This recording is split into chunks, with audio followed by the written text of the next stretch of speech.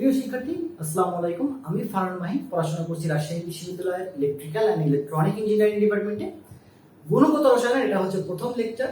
So আশা করি তোমরা এই প্লে লিস্টের সবগুলো লেকচার একটা পর একটা দেখতে থাকবে এবং ইনশাআল্লাহ আমার বিশ্বাস যে গুণগত রসায়নের তুমি যদি সবগুলো লেকচার আমার দেখো তাহলে এই অধ্যায়ে তোমার আর কোনো প্রবলেম থাকবে না। সো যারা এইচএসসি ফার্স্ট ইয়ার এবং সেকেন্ড ইয়ারে আছো বা যারা রিভিশন দেওয়ার চিন্তা ভাবনা করতেছো তাদেরকে বলবো এই প্লে লিস্টে মানে গুণগত রসায়নের যতগুলো ক্লাস আছে সবগুলো ক্লাস না টেনে সম্পূর্ণ দেখবে, তাহলে খুব ভালো একটা তুমি ধারণা পাবে। ফার্স্ট অফ অল আমাদের লেকচার 1 এ আমরা পড়াশোনা করব ইলেকট্রন, প্রোটন এবং নিউট্রন সম্পর্কে ধারণা। একদম হাজারি ডাক্তার এবং কবির স্যারের যে বই আছে সেই বই অনুসারে আমি একদম পড়াবো। সো রিল্যাক্স থাকতে পারো, ইনশাআল্লাহ আমার এই ক্লাসগুলো ফলো করলে হাজারি ডাক্তারের বইগুলো তোমার পড়া হয়ে যাবে।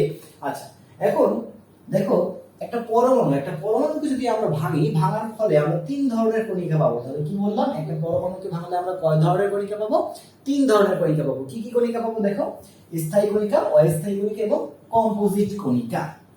এখন স্থায়ী কণিকার ভিতরে কারা কারা আছে দেখো, স্থায়ী কণিকার ভিতরে আছে প্রোটন, ইলেকট্রন এবং নিউট্রন। তাহলে দেখো তো PEN, পেন। আমরা স্থায়ী কণিকাগুলো এভাবে মনে রাখতে পারি, PEN, পেন দ্বারা আমরা স্থায়ী কণিকাগুলো মনে রাখতে পারি। আচ্ছা, কম্পোজিট কণিকা, এই কম্পোজিট কণিকার উদাহরণ আছে দুইটা, জাস্ট দুইটা উদাহরণ আছে এবং বহুত এমসিকিউ তে এই কম্পোজিট কণিকার উদাহরণ আসে। এরকম ভাবে এমসিকিউ আসে যে নিচে কোনটি কম্পোজিট কণিকা, নিচে কোনটি কম্পোজিট কণিকা নয়, এরকম টাইপের প্রশ্ন বহুত এমসিকিউ তে আসে। তো কম্পোজিট কণিকার উদাহরণ হচ্ছে তোমার আলফা কণা এবং ডিউটেরন কণা। মাথায় রাখো, কম্পোজিট কণিকার উদাহরণ কি? আলফা কণা এবং ডিউটেরন কণা। তো আলফা কণা কি? আলফা কণা হচ্ছে তোমার এরকম দ্বিধনাত্মক হিলিয়াম নিউক্লিয়াস। কি বললাম? দ্বিধনাত্মক হিলিয়াম নিউক্লিয়াসকে আমরা কি বলি? আলফা কণা বলি। আর ডিউটেরন কণার সংকেতটা বইতে নাই, এজন্য সংকেতটা দরকার হবে না। এখন মাঝে মধ্যে এরকম প্রশ্ন আসে, বিভিন্ন ভর্তি পরীক্ষা বা বোর্ড পরীক্ষা এরকম প্রশ্ন আসে যে কোনটি অস্থায়ী কণিকা। এখন দেখো বইতে কোথাও কিন্তু অস্থায়ী কণিকার নাম দেওয়া নাই। আর সত্যি কথা বলতে যে অস্থায়ী কণিকা আছে প্রায় 200 প্রকার। কি বললাম? অস্থায়ী কণিকা আছে প্রায় 200 প্রকার। এখন 200 প্রকারের নাম কি আমাদের মনে রাখা সম্ভব? তোমরা নিজেরা একটু চিন্তা করো, ভাই 200টা উদাহরণ কি আমাদের মনে রাখা সম্ভব? কখনোই সম্ভব না। সো এই 200 অস্থায়ী কণিকার আমরা নাম মনে রাখবো না। দেখো স্থায়ী কণিকার উদাহরণ কারা কারা? স্থায়ী কণিকার উদাহরণ হচ্ছে তোমার প্রোটন, ইলেকট্রন এবং নিউট্রন। কি বললাম? স্থায়ী কণিকার উদাহরণ হচ্ছে প্রোটন, ইলেকট্রন এবং নিউট্রন। আর কম্পোজিট কণিকার উদাহরণ হচ্ছে তোমার আলফা এবং ডিউটেরন। তাহলে এই পাঁচটা ব্যতীত বাদ বাকি যত যা আছে সবগুলা কি হবে? অস্থায়ী কণিকা। তাহলে আমাকে যদি প্রশ্ন করা হয় পজিট্রন কোন ধরনের কণিকা? নিশ্চয়ই অস্থায়ী কণিকা। তারপরে তোমাকে যদি বলা হয় যে মেসন, পাইয়ন, বোসন এগুলো কোন ধরনের কণিকা? নিশ্চয়ই অস্থায়ী কণিকা। আর অস্থায়ী কণিকার সংখ্যা কত? প্রায় 200 প্রকার। ওকে, আচ্ছা, এখন আমরা একটু এই যে স্থায়ী যে তিনটা কণা আছে প্রোটন, ইলেকট্রন এবং নিউট্রন, এই তিনটে সম্পর্কে আমরা একটু জানবো। ঠিক আছে? তো ক্লাস 9-10 এ কিন্তু তোমরা প্রোটন, ইলেকট্রন এবং নিউট্রন সম্পর্কে জানছো না? ক্লাস 9-10 এ কিন্তু প্রোটন, ইলেকট্রন এবং নিউট্রন সম্পর্কে জানছো, খুব ভালো করেই জানছো। তারপরে এখন আবার যেহেতু ইন্টারমিডিয়েটে আছে তো আমাদেরকে এখন আবার জানতে হবে। ঠিক আছে? আচ্ছা, তো ফার্স্ট অফ অল আমি একটু ইলেকট্রন সম্পর্কিত কথাবার্তা বলে থাকি। দেখো ইলেকট্রনের যে প্রকৃত ভর হচ্ছে 9.1 × 10⁻31 কেজি। কি বললাম? ইলেকট্রনের প্রকৃত ভর 9.1 × 10⁻31 কেজি। এটা প্রায় সময় পরীক্ষায় আসে এবং এটাকে আমরা অন্যভাবে বলতে পারি যে 9.1 × 10⁻28 গ্রাম। যদি তুমি গ্রামে প্রকাশ করো তাহলে ভরটা হবে 9.1 × 10⁻28 গ্রাম। আচ্ছা, এরপরে ইলেকট্রনের যে চার্জ, আমরা মোটামুটি এইটুকু জানি যে কোনো কণার চার্জ আছে, সেটা হতে পারে ইলেকট্রন, হতে পারে প্রোটন, হতে পারে পজিট্রন, হতে পারে নিউট্রন, নিউট্রিনো, তারপরে হেড্রন, বোসন, পাইয়ন, মেসন, প্রত্যেকটা কণার চার্জ আছে, প্রত্যেকটা কণারই কিন্তু চার্জ আছে। তো এই যে ইলেকট্রনের চার্জ মানে প্রকৃত চার্জ হচ্ছে 1.6 × 10⁻19 কুলম্ব। এটা মোটামুটি সবারই কম বেশি মুখস্থ এবং এটা হচ্ছে এসআই এককে, মানে সিস্টেম অফ ইন্টারন্যাশনাল এককে ইলেকট্রনের প্রকৃত চার্জ কত? 1.6 × 10⁻19 কুলম্ব। আচ্ছা, ইলেকট্রনের আরেকটা প্রকৃত চার্জ হচ্ছে 1.6 × 10⁻20 ইএমইউ। এখন এই ইএমইউ মানেটা কি? অনেকে ইএমইউ বললে মনে করে ইলেকট্রোম্যাগনেটিক ইউনিট। এটা কিন্তু ভর্তি পরীক্ষায় আসে বিভিন্ন সময় যে ইএমইউ এর ফুল মিনিং কি? অনেকে মনে করে ইলেকট্রোম্যাগনেটিক ইউনিট। না, ইএমইউ এটা ফুল মিনিং হচ্ছে তোমার ইলেকট্রন মাস ইউনিট। আমি আবারও বলতেছি ইএমইউ এর ফুল মিনিং হচ্ছে ইলেকট্রন মাস ইউনিট, এটা হচ্ছে ইএমইউ এর ফুল মিনিং। আচ্ছা, এরপরে দেখো আরেকটা হচ্ছে তোমার 4.8 × 10⁻10 ইএসইউ। আমি কি বললাম? 4.8 × 10⁻10 ইএসইউ, এবং এইটার ফুল মিনিং হচ্ছে তোমার ইলেকট্রন স্ট্যাটিক ইউনিট। কি বললাম? Electron static unit, electron static unit. Okay, আচ্ছা, আর এটার আপেক্ষিক চার্জ কত? -1। ঠিক আছে, প্রকৃত চার্জ হচ্ছে তোমার এগুলা, আর ইলেকট্রনের আপেক্ষিক চার্জ কত? -1। অর্থাৎ এই -1 দ্বারা কি বোঝায়? দেখো, ইলেকট্রন আসলে একটা নেগেটিভ, ইলেকট্রনটা কি নেগেটিভ, এই জন্য চার্জের শুরুতে কি আসে? মাইনাস আসে। এখন ইলেকট্রনের প্রকৃত চার্জ কত? 1.6 × 10⁻19 কুলম্ব, এবং এতখানি চার্জকে আমরা অ্যাকচুয়ালি -1 ধরি। কি বলছি বুঝতে পারছো? এতখানি চার্জকে আমরা কি করি? অ্যাকচুয়ালি -1 ধরি। এজন্য ইলেকট্রনের আপেক্ষিক চার্জ হচ্ছে -1। এবার চলে আসে প্রোটনের দিকে। ঠিক আছে, প্রোটনের দিকে আমরা একটু আলোচনা করি। প্রোটনটা আমাদের জন্য খুব ইম্পর্টেন্ট, মোটামুটি বেশ ইম্পর্টেন্ট, কারণ প্রোটনের ভর দ্বারাই কিন্তু অনেক কিছুর ভর হিসাব নিকাশ করা হয়। ঠিক আছে, আচ্ছা, প্রোটন। তাহলে এবার প্রোটন সম্পর্কিত ডাটা আমরা পড়ব। প্রোটন, খেয়াল করো, ভালো করে খেয়াল করো। প্রোটনের যে আপেক্ষিক মানে আদর্শ ভর বা প্রকৃত ভর হচ্ছে 1.67 × 10⁻27 কেজি, বা এটাকে আমরা বলতে পারি 1.67 × 10⁻24 গ্রাম।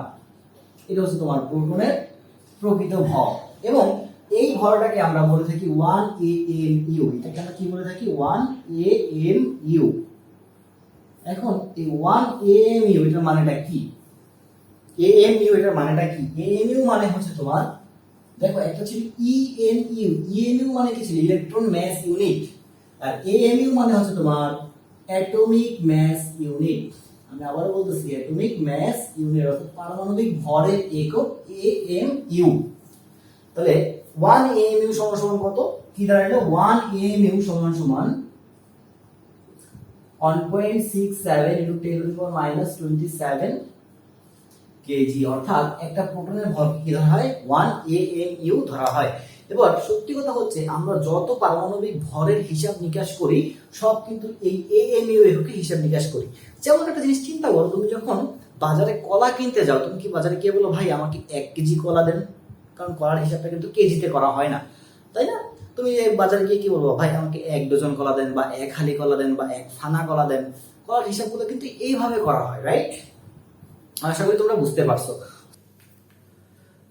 তাহলে আমরা বলতে পারি যে এক একটা জিনিসের জন্য এক এক রকম ভাবে হিসাব করা হয়। যেমন ধরো যে রড কিনতে গেলে আমরা বলি, ভাই আমাকে 1 টন রড দেন। আমরা কিন্তু কখনো বলি না যে ভাই আমাকে 10 কেজি রড দেন। ঠিক আছে, এক একটা জিনিসের জন্য এক এক রকম হিসাব।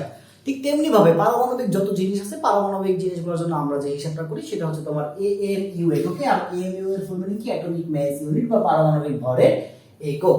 আচ্ছা, এখন দেখো প্রোটনের চার্জ কত পেলাম আমরা? 1.6 × 10⁻19 কুলম্ব। এবং প্রোটনটা কেমন? প্রোটনটা হচ্ছে পজিটিভ বা ধনাত্মক বৈশিষ্ট্যধারী, তাই না?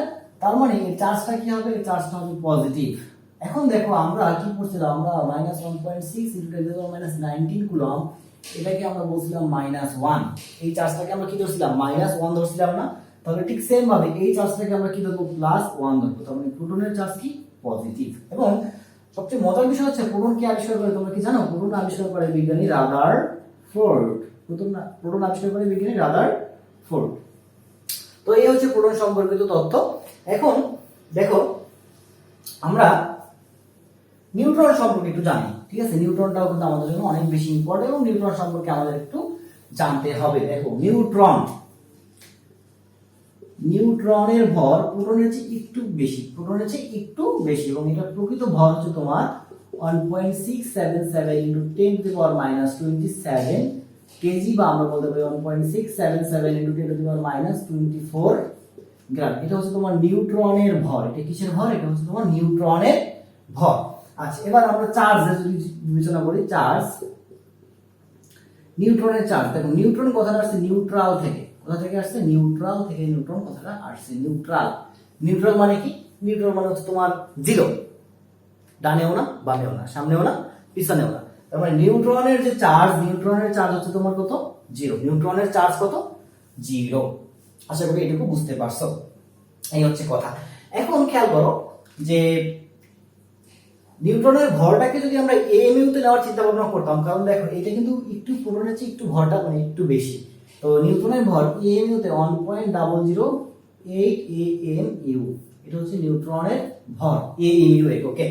আচ্ছা, তো এখন তোমাদের মনে একটা কোশ্চেন কিন্তু এখান থেকে আসতে পারে যে ভাই আপনি যে এতক্ষণ বললেন প্রোটনের চার্জ +1, ইলেকট্রনের চার্জ -1, নিউট্রনের চার্জ 0, আসলে এগুলো কিভাবে হয়, কিভাবে হয় এগুলো তো কখনো দেখি নাই, বা এগুলো কিভাবে, এগুলো কেন আমাদেরকে মুখস্থ করতে হবে, যদি একটু বুঝাই দিতেন তাহলে কিন্তু ভালো হতো।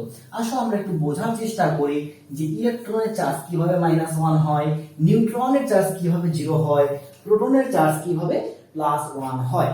তো দেখো আমরা কিন্তু ক্লাস 9-10 এ পড়ছি যে ইলেকট্রনকে আর ভাঙা যায় না, প্রোটনকে ভাঙা যায় না, তারপরে তোমার হচ্ছে কি বলে নিউট্রনকে কিন্তু আর ভাঙা যায়, এটা কিন্তু আমরা ক্লাস 9-10 এ পড়ে আসছি।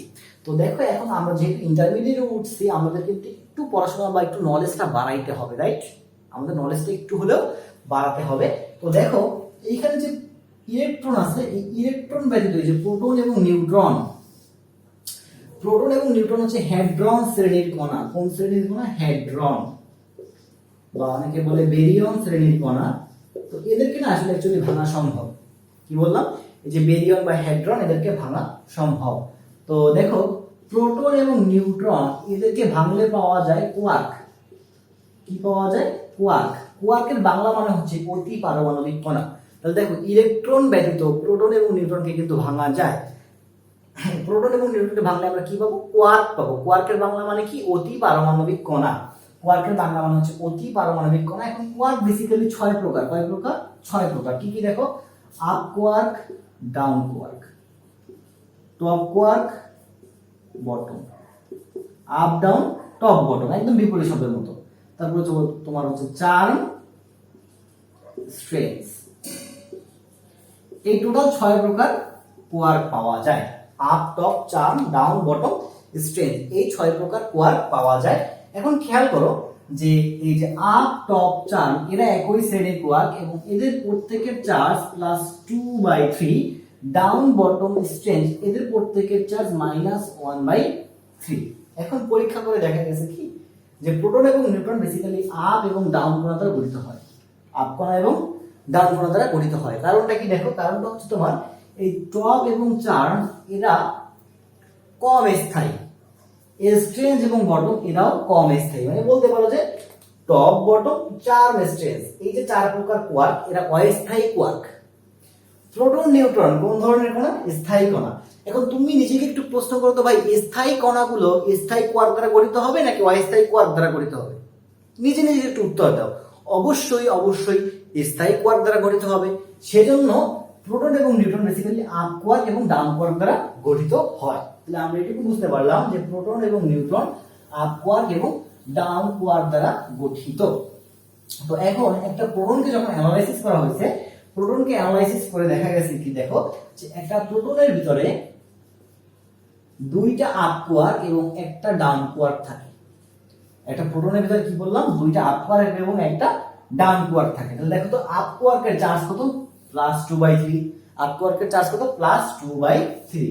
তাহলে +2/3 আছে কয়টা? 2টা। প্লাস ডাউন কোয়ার্কের চার্জ কত? দেখো তো -1/3 আছে কয়টা? একটা। তাহলে -1/3 * 1, তাহলে দেখো তো গুণ করলে আসে +4/3 -1/3, লসাগু করলে উপরে আসে +3, নিচে আসে 3, কাটাকাটি করলে আসে +1। তাহলে দেখো একটা প্রোটনের চার্জ কিভাবে +1 হলো, তোমরা এবার পাইলা কিনা? এতদিন ধরে এই কোশ্চেনটা আমাদের মনের মাঝে অনেক ঘুরপাক খাচ্ছিল যে একটা প্রোটনের চার্জ কিভাবে +1 হয়, একটা নিউট্রনের চার্জ কিভাবে -1 হয়। আজকে আমরা সেই প্রশ্নের উত্তর পেয়ে গেলাম। আশা করি তোমরা বুঝতে পারছো। ওকে, এরপরে দেখো নিউট্রনের দিকে আমরা আসি। দেখো নিউট্রন, একটা নিউট্রনকে ভাঙলে একটা আপ কোয়ার্ক এবং 2টা ডাউন কোয়ার্ক পাওয়া যায়। কি বললাম? একটা নিউট্রনকে ভাঙলে একটা আপ কোয়ার্ক এবং 2টা ডাউন কোয়ার্ক পাওয়া যায়।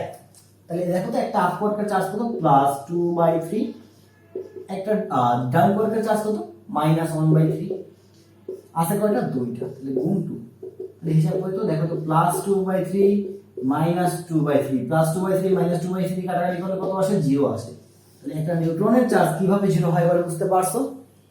বুঝতে পারা গেছে? সিম্পল ভাই, খুবই সিম্পল। আশা করি তোমরা সবাই বুঝতে পারছো। ওকে, এবার তোমার মনে কোশ্চেন যে ভাই আপনি তো একটু আগে বললেন যে ইলেকট্রন ব্যতীত প্রোটন এবং নিউট্রনকে ভাঙা যায়। ইলেকট্রনকে তো ভাঙা যায় না, তার মানে ইলেকট্রনের ভিতর কি নাই? কোনো কোয়ার্ক নাই।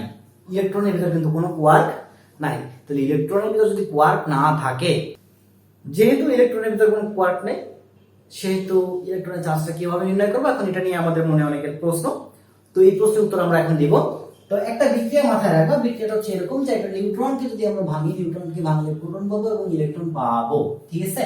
একটা নিউট্রনকে ভাঙলে আমরা একটা প্রোটন পাবো এবং ইলেকট্রন পাবো, এবং এই রিঅ্যাকশনটা আমরা ইউকাওয়ার মেসন তত্ত্ব থেকে জানতে পারি। এখন অনেকে কোশ্চেন করবো যে ভাই ইউকাওয়ার মেসন তত্ত্ব কি? দেখো, এইটা এখন তোমাদের না জানলেও চলবে, কারণ আমি যদি এখন ইউকাওয়ার মেসন তত্ত্ব তোমাদের সামনে আলোচনা করতে যাই, তাহলে তোমাদের অনেকের মাথার উপর থেকে জিনিসটা যাবে যে ভাই সবই ঠিক ছিল এতক্ষণ, এখন আর বুঝতেছি না। সো এটা নিয়ে আমি আলোচনা করবো না, আপাতত একটা বিক্রিয়া মুখস্থ রাখবো যে একটা নিউট্রনকে ভাঙলে আমরা একটা প্রোটন এবং একটা ইলেকট্রন পাবো। এখন নিউট্রনের চার্জ কত? 0, তাহলে আমি দিলাম আমি 0। প্রোটনের চার্জ কত? +1, দিলাম আমি +1। এখন ইলেকট্রনের চার্জ মনে করো আমি জানি না, তাহলে ইলেকট্রনের চার্জ ধরলাম আমরা x। এখন এটা কি একটা রাসায়নিক বিক্রিয়া না? এটা রাসায়নিক বিক্রিয়া, বা এটাকে আমরা বলতে পারি এটা আণবিক বিক্রিয়া। এটাকে আণবিক বিক্রিয়া বললেই সবচেয়ে ভালো হবে। এখন যে কোনো বিক্রিয়াতে উভয় পাশে চার্জের সংখ্যা কি থাকতে হবে? সমান থাকতে হবে। আমি আবারও বলতেছি, যে কোনো বিক্রিয়াতে উভয় পাশে চার্জের সংখ্যা কি থাকতে হবে? সমান থাকতে হবে। তাহলে দেখো, এই সাইডে যে পরিমাণ চার্জ আছে, মানে বাম সাইডে চার্জের পরিমাণ কত? 0। তাহলে ডান সাইডে চার্জের পরিমাণ কত হবে? 0 হবে নিশ্চয়ই। তাহলে 0 হওয়া মানে কি? দেখো, +1 এবং +x, এদের টোটাল ভ্যালু কত হবে? 0 হবে, তাই না? এদের টোটাল ভ্যালু হবে কত? 0। সেই হিসাবে করলে x কত আসছে আমাদের? -1। দেখো তো x টা কি ছিল? ইলেকট্রনের চার্জ। এই হচ্ছে আমাদের ইলেকট্রনের চার্জ। তাহলে দেখো তো আমরা সমীকরণ থেকেও কিন্তু ইলেকট্রনের চার্জটা কত পাচ্ছি? -1 পাচ্ছি। তো এই হচ্ছে কথা। আশা করি তোমরা সবাই বুঝতে পারছো যে একটা প্রোটনের চার্জ, একটা ইলেকট্রনের চার্জ, একটা নিউট্রনের চার্জ কিভাবে +1, 0, -1 এগুলো হচ্ছে, এগুলো তোমরা বুঝতে পারছো। তো সম্পূর্ণ ক্লাসটা করার জন্য অসংখ্য ধন্যবাদ। যারা যারা সম্পূর্ণ ক্লাসটা করছো তারা একটু কমেন্ট করে জানাও যে ভাই সম্পূর্ণ ক্লাসটা করছি। এবং এরপরে যে ক্লাস আছে, এরপরে হচ্ছে আমরা শিখবো যে আমরা কিভাবে একটা আমরা রাদারফোর্ডের পরমাণু মডেল শিখবো, আমরা বোর পরমাণু মডেল শিখবো, অর্থাৎ হাজারি লাক্সারের বই অনুসারে সম্পূর্ণ সবকিছু আমরা শিখতে থাকবো। তো সবাই মনোযোগ সহকারে ক্লাসগুলো করবে এবং এই প্লে লিস্ট সম্পূর্ণ দেখবে। তো সবাই ভালো থাকো, সুস্থ থাকো। আজকের মতো আল্লাহ হাফেজ, ধন্যবাদ।